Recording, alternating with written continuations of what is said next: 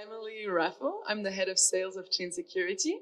And here, come here for just a minute, for the first minute. And here we have Tadeo, the core unit facilitator for MakerDAO Data Insight core unit. It's a bit of a mouthful. I think you should find a shorter job title. Yeah, you can go back on UC. So we created this presentation together, and Tadeo was kind enough to give me a lot of interesting data. And so initially, as you might have seen in the in the program, the idea was to present kind of a bigger overview on DAO governance, but actually this was supposed to be a lightning talk of 5 minutes. So we chose to focus on one use case where I was sure I could get great data, MakerDAO vote delegation. Because this was implemented in the summer of 2021.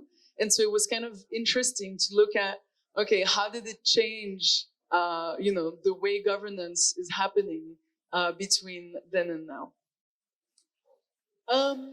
So I've already had the question, I'm from Chain Security, smart contract auditor. Why am I talking about governance? And that's a very good question.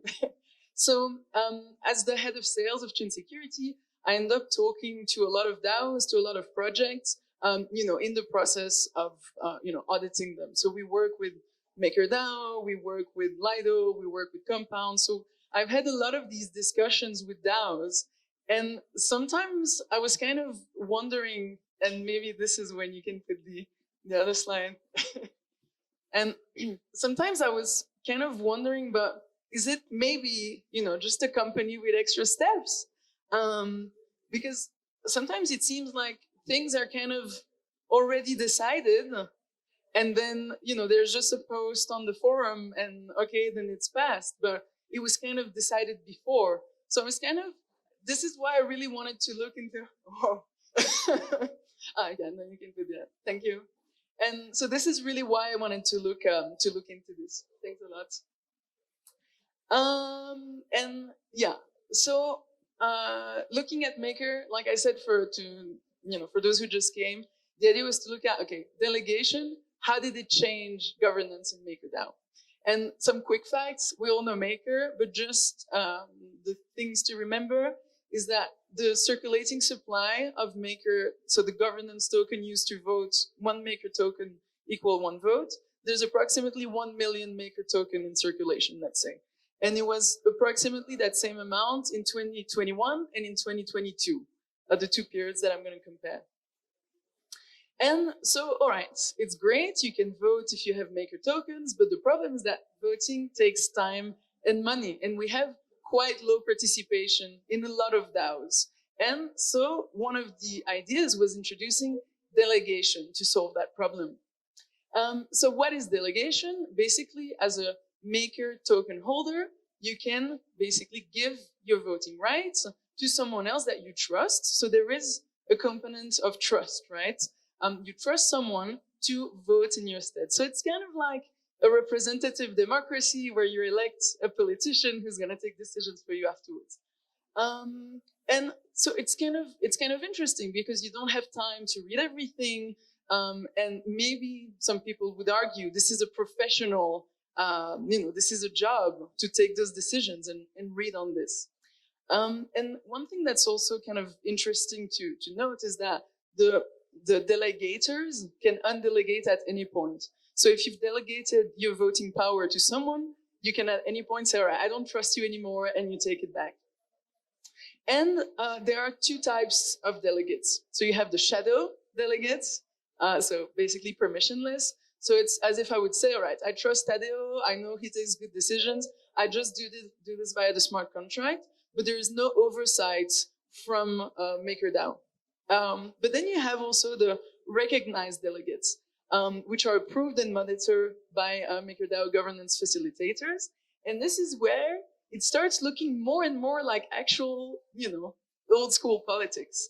And you're going to have these recognized delegates. So these are the top 2 recognized delegates. And they, there's going to be statistics. They're going to be monitored. For example, here you can see how much they participate to votes, how much they communicate on the forum when, how they explain if they vote for one decision or another. you can see, kind of the ideas that they stand for. What is important for them? Is it, efficiency, more decentralization? And so you can see all of that. So, all right, that was the little intro on this. Now let's look at some metrics. So if you see, beginning of October, you had approximately 115 delegates, which includes the recognized and the shadow delegates, and approximately 227 delegators, so people giving the voting powers to the delegates. And something that's really interesting is that almost 15% of all maker tokens were delegated. So that's a lot of the voting power that is being given. And now if we look more into this 15% of makers that are delegated, this is how it looks like.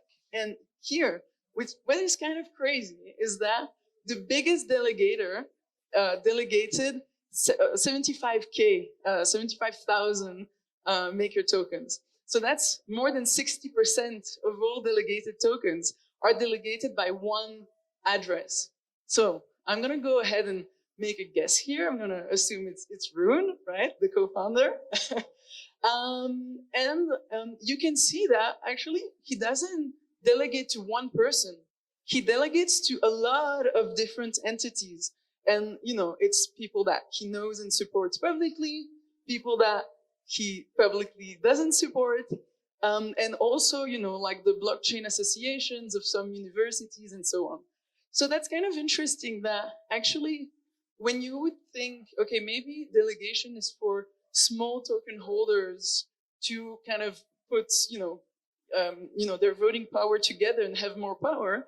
Actually, in this case, it seems that it's also mostly for kind of whales to decentralize their voting power. And so that I think is an interesting takeaway in this.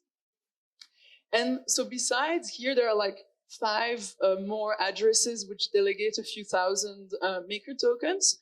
And then all the other delegators, so 220 something, are delegating altogether less than 8K maker tokens. So that's not a lot, but you can see kind of how this flow goes. And so here, since the delegation has been introduced in the summer 2021, what I did was taking, what we did. For those who just arrived, this is thanks to the support of Tadeo from the Maker Data Inside Core Unit, and he's going to be there at the Q&A afterwards to answer what I caught. And so what we did, we looked at Q2 2021, so right before delegation was introduced, and then Q2 2022 that you have here. After, so 1 year, the same quarter, but 1 year after. And so what we can see is that if you look at just the median participation, so the number of maker tokens, on average, which are used for each vote, for each poll, you can see an increase of 540%. So that's a huge increase in terms of the amount of maker tokens that are put in these votes.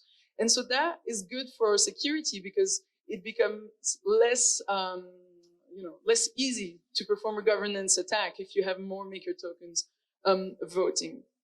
Now, if we look at the median poll participation, but in terms of the number of addresses, so not the kind of the value of maker putting these votes, but how many, let's say, people are voting.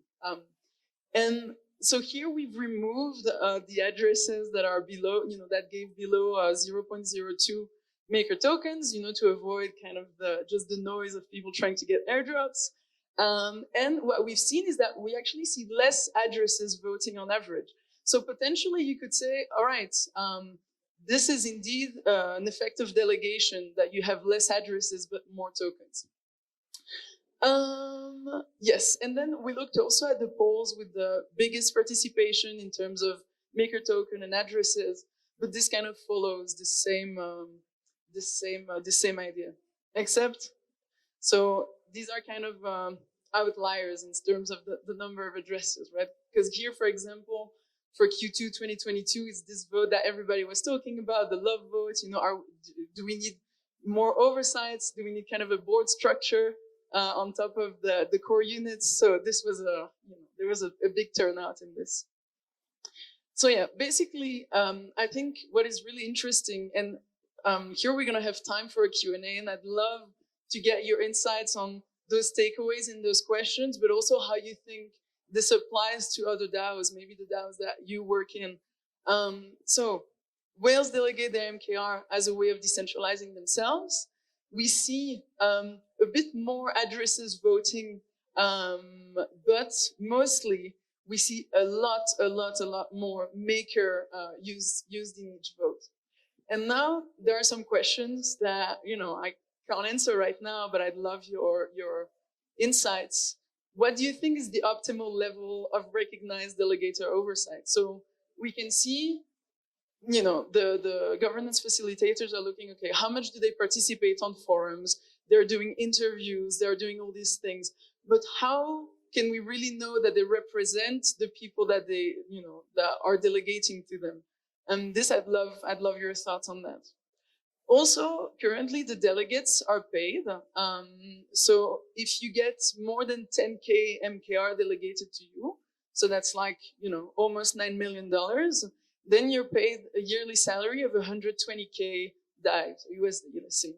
And so that's the maximum, but if you have less, then you're paid less, right? So this is a salary, you know, that for, I mean, I'm not gonna comment on salaries, but that's a salary you can live on, right? And so, yeah, I don't know if you think this is appropriate, if it should be more or less. Then, okay, we incentivize delegates, okay, they're paid, but should we incentivize people who vote? And should we incentivize people who delegate? Because, for example, there's one case that we saw of someone who delegated to himself, a whale who delegated to himself.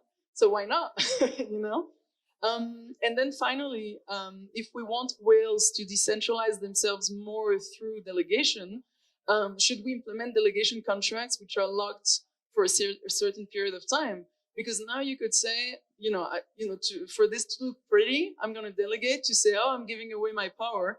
But the second the person goes rogue, oh, I take it back. So if you can then delegate at any time, is it really decentralizing yourself? So these are kind of the questions that I'd love to take to the floor and also invite Tadeo to. All right. Do you have any comments on what I said before giving this to the floor? No, there's an important fact. I mean, this is a bit of a rabbit hole. You could be looking at statistics based for delegation, but there's an important thing that we don't look into, which is the quality of decisions that are being made by delegates. There's no way right now for us to quantify them or to ascertain whether delegates are making better decisions than what individual voters have been doing. It's really, from a maker perspective, being involved in everything that's happening in Maker takes a tremendous amount of time, be on the forum and on the Discord. So the general thinking is that someone that is very much informed and actually getting paid as a full-time salary to actually do this should be yielding better results. But it'll be interesting to look into that if anyone has any insights.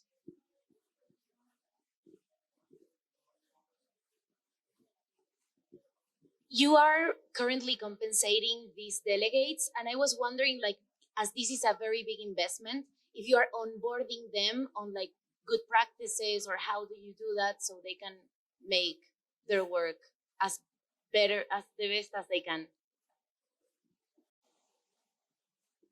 It's a very good question. No, at the moment, there's no real, let's say, training that sort. We have delegates, the recognized delegate side. They'll propose themselves on the forum. They'll discuss with forum participants what they believe in. They'll have a public call with everyone where people can just ask them questions. And then they'll kind of start their delegation program where anyone can just delegate to them. Importantly, there's specific delegates, particularly LPro and Shupi, that have started things that don't really are not taken into account by metrics. For example, like they've done interviews and they do long posts on their thoughts, which is great, but it's something that we don't really account for, which is very grateful for.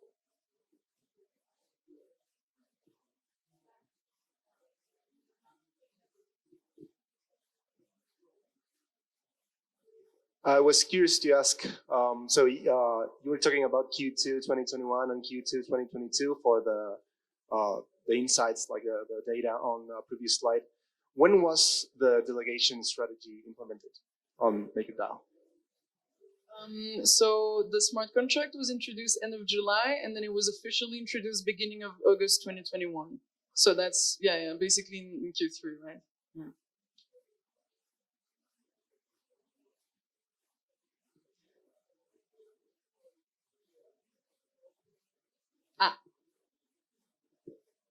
Maybe as a second part to the first question, what is the process of becoming like a recognized delegator, and how did you think about that trade-off that you pointed out, right? Like people abusing this system, right, to farm maybe rewards themselves by self-delegating, these kind of things.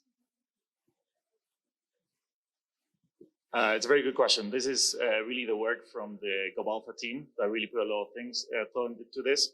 We want to have some sort of oversight, but also still maintain our ethos of decentralization and permission, that's more importantly. So that's why we have the shadow delegates. Anyone can create a shadow delegate contract and actually get delegated. Well, the incentive program of essentially getting a salary for this is we want to incentivize people to be communicative about their decisions and really informing the users. But really, like the ultimate goal is really me as a lonely MKR holder, I want to understand what's going on in the system without really requiring 20 hours a day of actually reading the forum. So when it comes to onboarding, the only real requirement to be a recognized delegate is to present a platform and have a call. I'm pretty sure by now you can be a full anon person and still have this recognized delegate status. We do have issues and caveats such as self-delegation, but in our mind, it's one of the, let's say, it's a negative that is not that big. Again, if there's someone that has a significant amount of NKR, sorry, a very important point. What Emily was talking about, participation metrics. The payment is multiplied by the participation metrics. Therefore, if you need to be voting on every vote and also commenting on what your vote was or your rationale was. So let's say I'm a massive MKR whale and I self-delegate to myself. Actually, it's not that bad because if I'm on the forum explaining what I'm doing and I'm actually voting, it's actually, yeah, you respond to yourself, but it's not as bad as it thinks. It's still actual work and actual value, even if it's your own tokens.